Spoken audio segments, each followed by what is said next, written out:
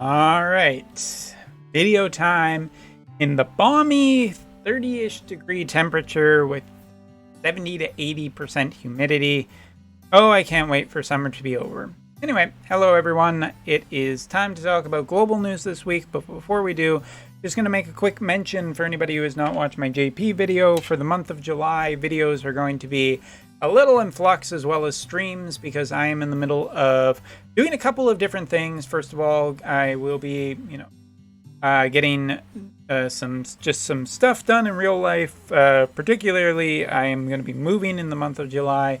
That is going to make life a little bit difficult, and it's probably going to be difficult to be keeping videos and streams running all the time. And as of such, that's just basically something I gotta say ahead of this video. So yeah, with that being said, let's talk about global this week. And global this week is not what I was expecting. I don't know if it was what a lot of people were expecting, but here we go. Orwell and Moore. I'm going to be talking about both of these characters today in a quick general fashion. Now, previously I have reviewed them, so if you just type in Umber Ray's Cowl, which is Cowell, which was what I was going off at the time for the AP spelling. And if you are and I've also reviewed Moore previously, so both of those characters, if you're looking for more in-depth reviews, I've done it, but I am going to talk just a little bit about these characters, what I think of them, and whether or not they're heavily worth investing in. And you guys can kind of take it from there. But both of these characters I've had some experience with, which is great because it makes it easier to make a video once you've just had so long. And you guys are essentially getting a side story this week, which is great. That side story is good for anybody who's been looking forward to more. And it's also, there's just an acquisition quest that you're going to have to do this week. So let's start with the very easy recommendation, which is Orwell. Let's howl it. Close, but not the same thing.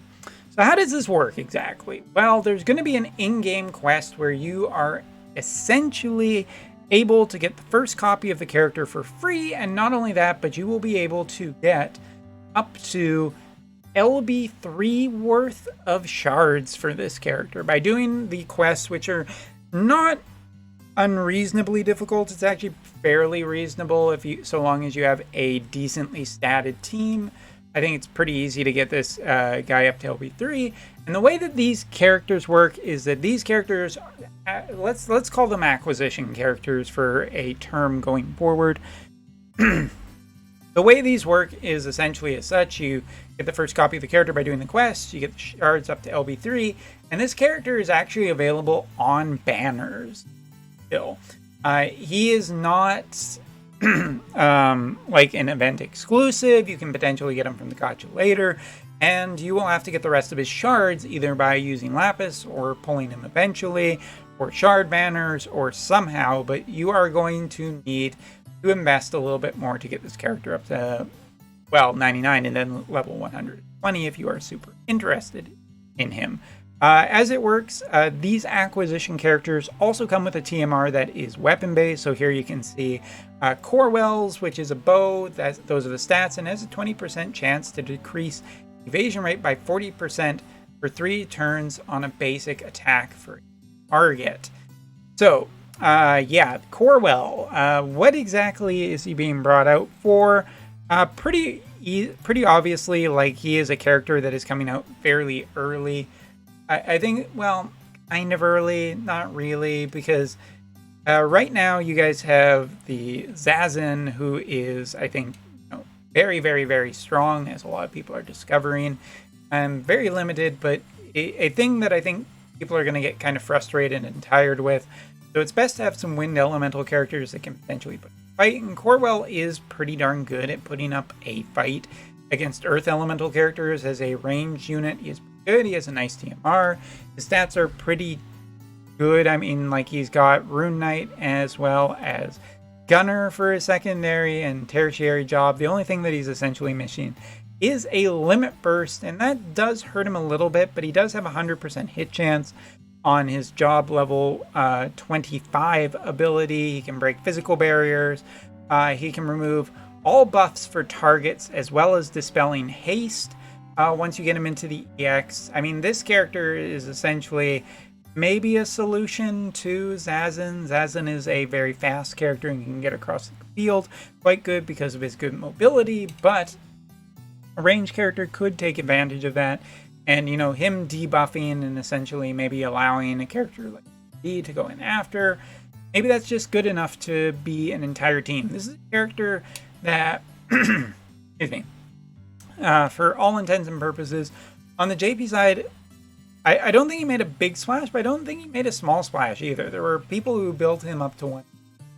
I've fought him a few times in Arena, and his performance is really good. I think his design's pretty cool.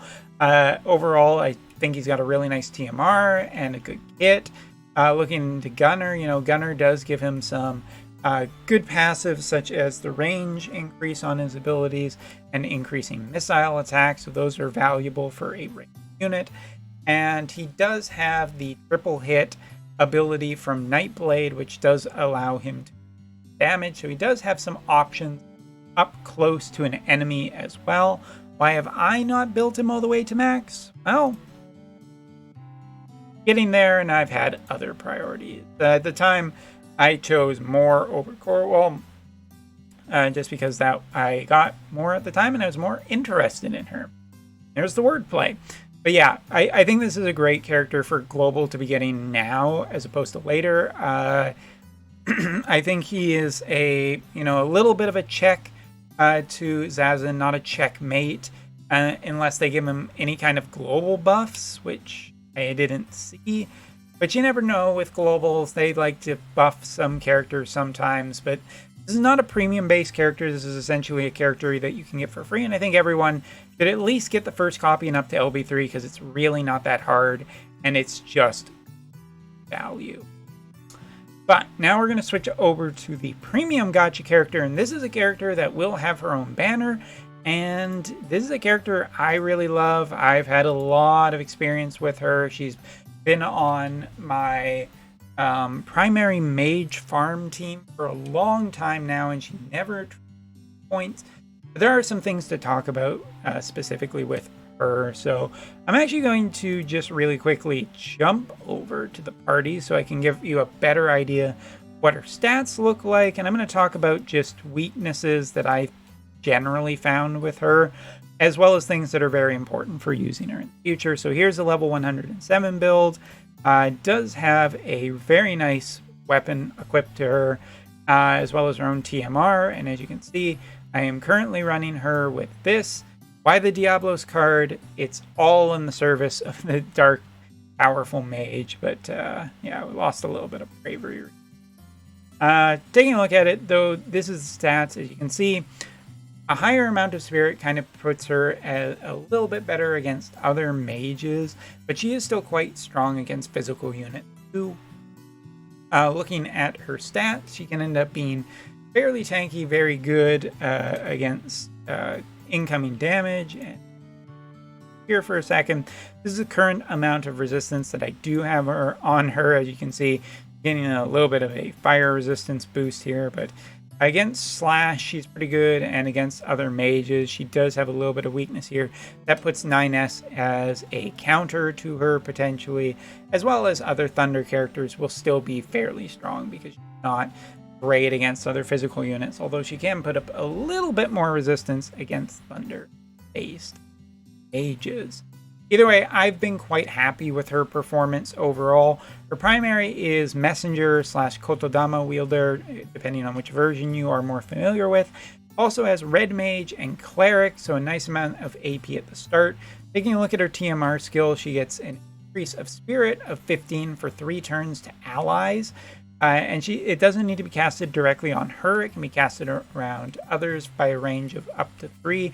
Nullifies Sleep, Slow, and Berserk for allies while increasing Faith for herself. A nice TMR ability, just because if you look at it, I mean, essentially a water-based mage here that can protect against Berserk and Slow. is very strong against other fire characters such as Mont and Rain. Both of those characters suffer a little bit against this. Rain even more so because she's just so good against dealing with rain. Also, her master ability is pretty good. 15 magic resistance penetration, so she can get by some magic resistance. But it also increases her own magical resistance as well.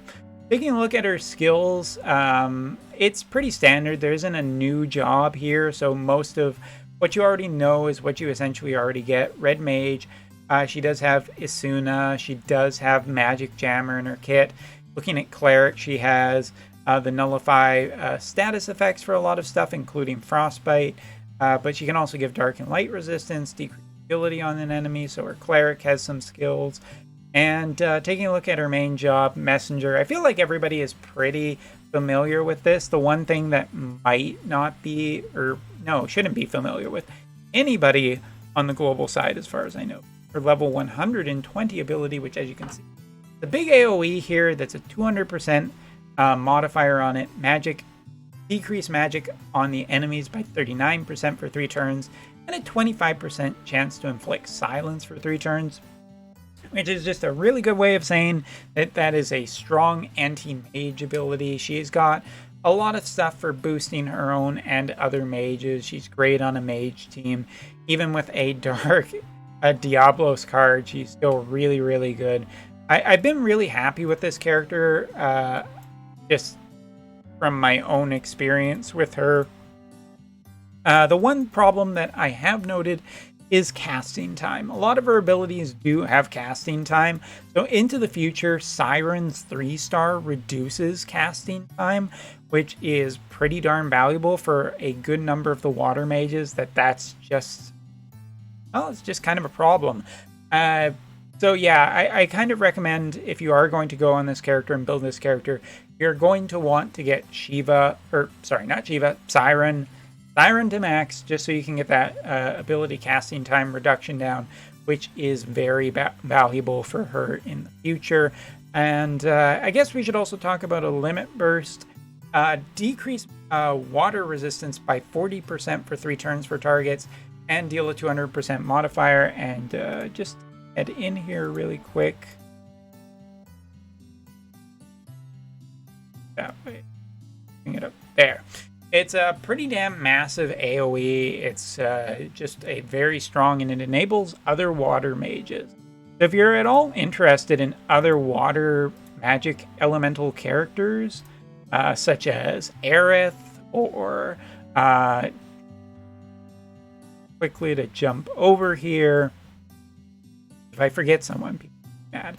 Elvira, or Aerith, or Miranda, or any future water elemental character, any water mage, I've forgotten, Severo, all of them will benefit greatly from this girl's kit. She's just a very, very, very good, she does farm well, she does countering other units very well, and I think both her and Orwell have more of a place on global, because Rain is potentially more popular over there, as well as we already know that Mont is incredibly popular over there, so this girl does good against both of them. But Orwell also just kind of, gives a little bit more of an answer towards people going against Zazen, but I'm not entirely sure about how completely effective he will be, because that is just neat seen. But there is a big asterisk for one last thing that I'm going to talk about with this young lady right here, which is this piece of equipment. This will probably be the following week's raid for you guys. So you guys on the global side will be getting essentially the Moore raid, and this piece of equipment is incredibly valuable, not just for her, but other mages as well. As you can see, I have a +5. Just kidding, I don't. I think I was still missing out on some crafting. But either a name, a barrier, or a vitality option for this thing. At +5, it gives a decrease of AP consumption by 20 for self. Moore also kind of suffers from a little bit of high AP costs. Not terribly in some of her jobs, but especially like looking at her job level 25 ability, as well as just for other abilities actually.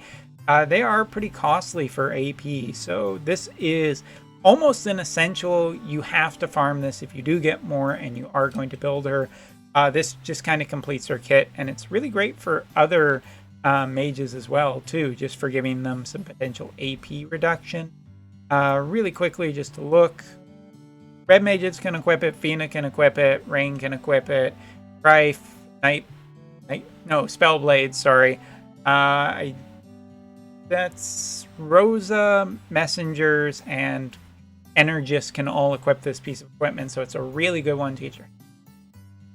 Anyway, I know that Global is incredibly axed recently with just how much stuff you've had and the number of limiteds, and I still assume the beach units are very, very shortly approaching. So, and there's still FF7 and Charlotte and tons of other stuff that's still coming. So plan out your resources properly. But once again, for more, I would also like to remind people that at the 1.5 anniversary, if character you really like, you could potentially, if it's like the JP side, which I do not guarantee, then you could potentially get her off the select a unit banner with 240. Just do the gold banner now and you're done, and you get some shards for her, and you just gotta wait a bit, but you can eventually get her easy peasy, lemon squeezy. I don't remember how that line got into my dialogue recently, but there it goes. Anyway, so yeah, let's say in the comments if you're interested in either of these units. But I think the answer for this week is that everyone should be interested in Orwell up to LB3 at the very bare minimum. Thanks for watching. Take care. See you in the next video.